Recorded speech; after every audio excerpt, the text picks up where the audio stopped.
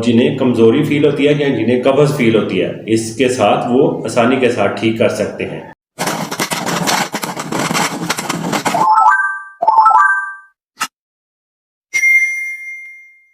बिस्मिल्लाहिर्रहमानिर्रहीम। अस्सलाम वालेकुम दोस्तों। असाबी तनाव, ब्लड प्रेशर, तजाबियत, जिस्मानी कमज़ोरी और जिन्हें कब्ज़ रहती है, उसका हल सिर्फ एक चीज़ के साथ मैं आपको बताऊंगा। वो चीज़ क्या है? कलवंजी का तेल।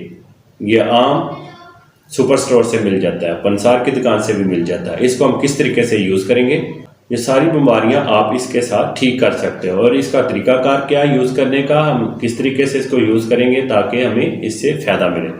आपने 1 गिलास दूध का ले लेना है और 1 चम्मच आपने कलवंजी के तेल का इसमें डाल देना है। हल्का सा नीम गर्म दूध कर लेना आपने। रात को सोने से पहले आपने इसको यूज़ करना है और आपकी कब्ज़ भी इससे ठीक हो जाएगी।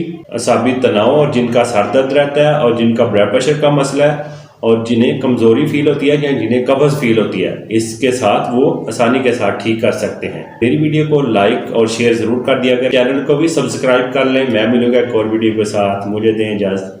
अल्लाह हाफिज़।